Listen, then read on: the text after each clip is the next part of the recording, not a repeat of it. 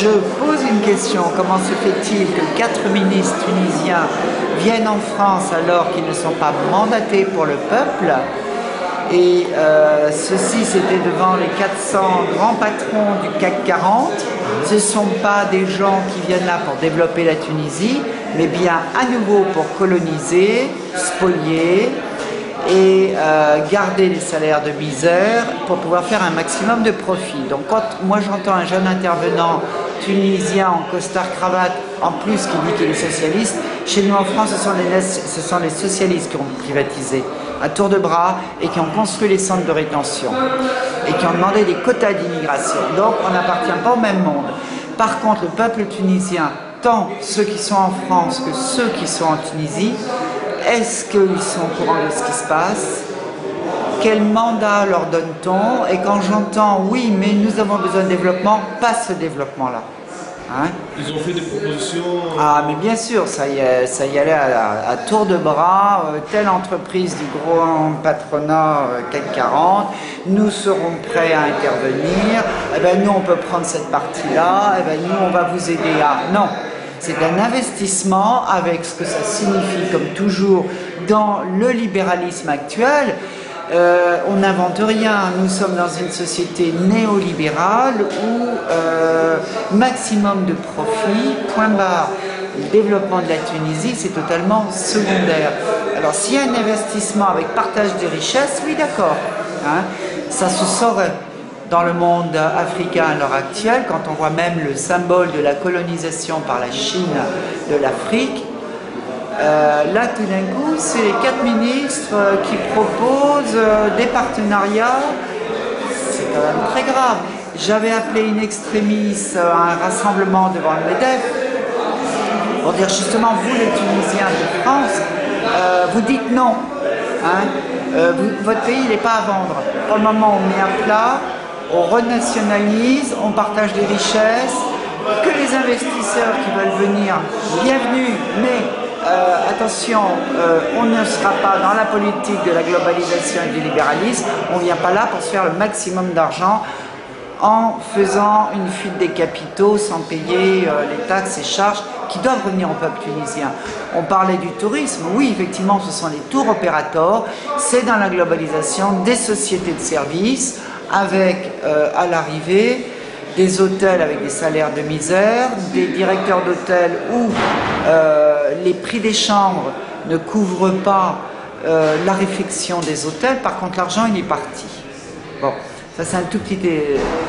Le deuxième point que j'ai abordé, comment se fait-il que cette salle soit pleine de Tunisiens, mais qu'ils ne se saisissent pas de la question de la répression féroce de notre gouvernement et les déclarations scandaleuses de gens comme Guéant et Sarkozy sur ces immigrés qui n'ont qu'à retourner dans leur pays en Tunisie faire la révolution.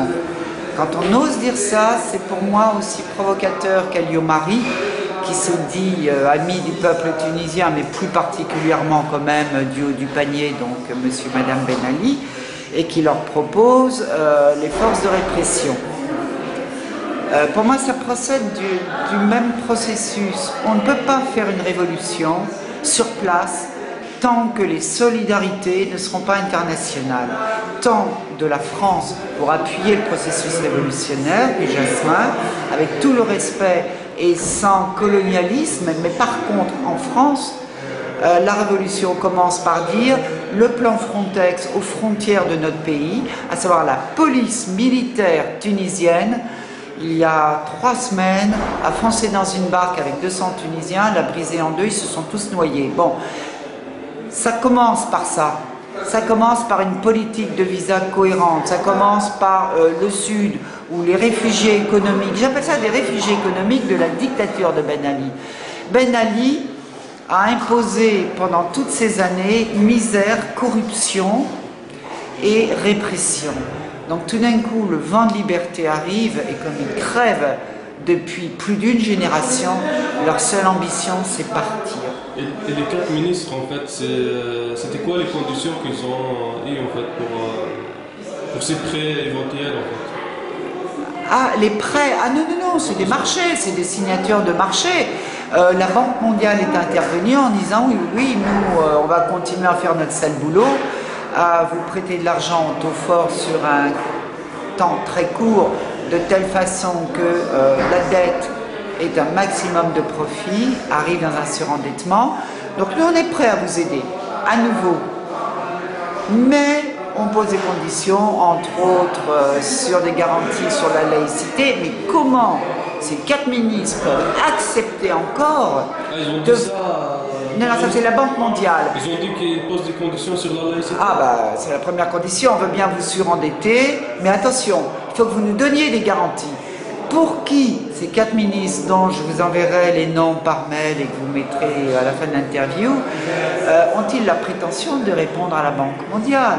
Comment ces 4 personnes ont-ils la prétention de dire oui, formidable, on ouvre notre pays au plus grand ripoux des patrons du CAC 40.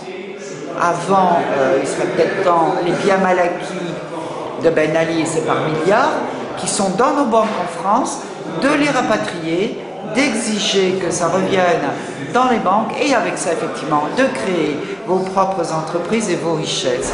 Parce que quand on dit investissement du patronat français, c'est oui, on va délocaliser nos usines Renault avec des salaires de misère, mais par contre vous, vous n'avez pas vos usines, vos moyens de production, vos développements, accès aux marchés mondiaux de telle sorte qu'on n'impose pas des barrières douanières à sens unique. Bon, c'est-à-dire faire partie du marché mondial.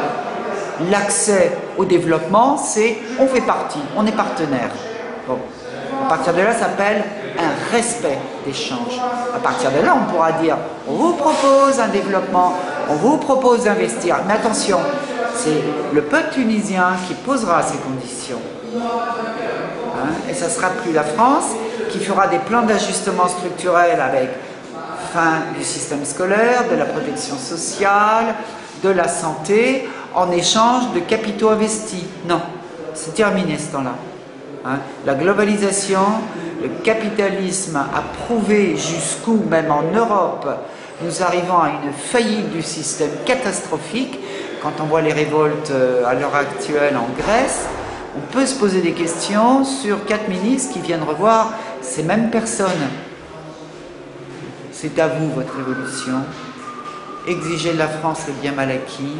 Et rien qu'avec l'argent de Ben Ali, vous pouvez déjà reconstruire. Merci. Vous pouvez présenter Solange Audio, ça fait des années que je suis militante,